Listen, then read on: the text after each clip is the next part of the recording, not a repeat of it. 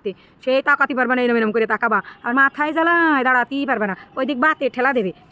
ওই সময় যদি আরও কেউ এসে জ্বালায় ভালো থাকবে না। পিটি মানসিকে সুখ একটু বুড়ো বয়সেই হয়। কেন দাঁড়াও করছি, যাকে নতুন নতুন বিয়ে হয়েছে না আগের করছি, মেয়ে মানুষের সুখ একটু বুড়ো বয়সেই হয়, সত্যি কথা যেটা। যাকে নতুন নতুন বিয়ে হয়েছে না আগের করছি, দিন শেষে তোমার শ্বশুর শাশুড়ি দেওর ননদ বাসুর তোমার সাথে অশান্তি করলো, ঝামেলা করলো, তোমার বর যে সময় বাড়ি আসবে গড় গড় করে গলা ধরে তারে কয়ে দেওয়ার দরকার নেই। কেন কৌদি? কারণ তোমার স্বামী হয়েছে পরে, আর আগে কিন্তু তাগের সন্তান ছিল। তো বিয়ে করেছে মিনিমাম 20-22 বছর পরে, 18-20-22 বছর পরে। তো এতদিন সে 18-20-22 বছর সে কিন্তু তার মা বাপের সাথেই ছিল। এখন সে যদি মা বাপের সাথেই থাকে তো স্টার্ট করে তো আর আসে তুমি আসার সাথে অমনি তোমার সাথে খাতির জমবে না, জমবে। আগে সে তার বাড়ির মানুষের কথা শুনবে, তারপরে না যে তোমার কথা শুনবে। তো তুমি আগে বুঝবা, শুনবা, শিখবা, তারপরে না তুমি ধৈর্য ধরে হালটা ধরবা। স্বামীর সাথে ভালো সম্পর্ক বলে গলা জড়াই ধরে সব কিছু কয়ে দিলেই সে বিশ্বাস করবে না, বুঝলে। এইবার তুমি কি করবা, 1-2 বছর যাবে, তারপরে টুকু করে যে নুনটু পুন্টু ছোটো গুলুমুলু বাচ্চা নিয়ে নিবা। বাচ্চা নেওয়ার পরে যে সময় তোমার স্বামী তোমার ভালো মতো বিশ্বাস করা শিখবে, তারপরে না তুমি আস্তে ধীরে আগাবা। শ্বশুরবাড়ি আইসে পারলে না, আইসে অমনি যদি তুমি গাছের মাথায় উঠতে চাও, তাই কি হয় কোনো দিন? কেউ মানবে? তা আসলেও কেউ মানবে না। মিনিমাম 15 বছর অপেক্ষা করবা।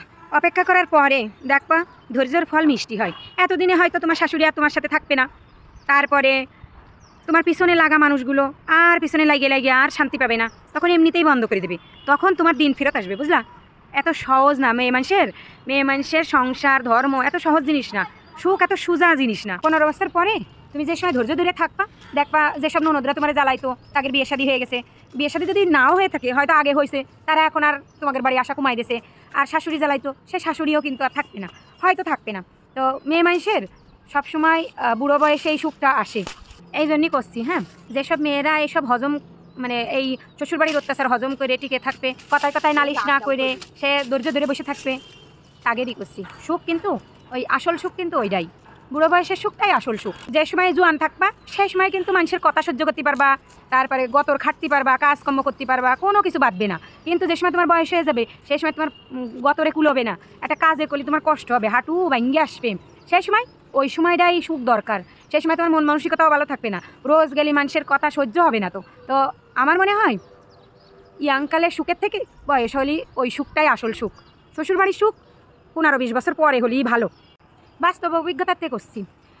বিয়ের ওই যে 13-14 বছর হয়ে গেছে না, তো প্রথম দিকে যেরকম ছিল ধৈর্য ধরে আসি বলেই আজকে সফলতার মুখ দেখতে পারিছি, মানে সংসার জীবনের সফল হয়েছি। সেই সময় যদি অধৈর্য হয়ে হ্যান মারেঙ্গা ত্যান মারেঙ্গা করে সংসার ফেলাইতে চলে যেতাম না, তাহলে আজকে আর হইতো না। এই যে 15 বছর আগে যারা ছিল, যারা অশান্তি করেছে, তারা কিন্তু আজকে নেই। সে শাশুড়িও নেই, সে ননদরাও নেই, তারপরে জাজাইলিও নেই। এখন আমার সংসারে আমিই রাজত্ব করি। 15 বছর পরে এসে আমি, আমার ছেলে, আমার স্বামী নিয়ে ঠিকই আমার সংসার চলতেছে। এই জন্যই বাস্তব অভিজ্ঞতা থেকে বলতেছি, মেয়ে মানুষের সাধারণত বিয়ের 15-20 বছর পরেই সুখ হয়। তো ওই সুখটাই স্থায়ী। যারা ঢং করে কবে না ইয়াংকালে পালাম না, বুড়োকালে পাইয়া কী করবো, আরে বুড়োকালেই পাওয়াটাই দরকার আমার মনে হয়। কারণ বুড়োকালে হাত রথ চলে না, তখনই সুখটা দরকার। আর জোয়ানকালে তোমার ভালো না লাগলে আধা ঘন্টা কানলেও তোমার কোনো সমস্যা নেই, কিন্তু বয়সকালে ওই যে সময় বয়স শেষ হয়ে যায় সেই সময় 20 মিনিট কান্দে দেখো, চোখ মুখ হইলে ট্যাবা হবে না, পরের দিন সকালে আর উঠতে পারবে না ঘুমেরতে, সে তাকাতে পারবে না, এরম এরম করে তাকাবা আর মাথায় জ্বালায় দাঁড়াতেই পারবে না, ওই দিক বাতে ঠেলা দেবে। ওই সময় যদি আরও কেউ এসে জ্বালায় ভালো থাকবে না, না বাপের বাড়ি যেয়ে জায়গা পাবা, না শ্বশুর বাড়ি যেয়ে জায়গা পাবা। তো ইয়াংকালে সবাই জায়গা দেয়, সত্যি কথা সেটা, কিন্তু ইয়াংকালে ধৈর্য ধরে থাকলে সেই ধৈর্যের ফল না মিষ্টি হয়, এটাই বাস্তব।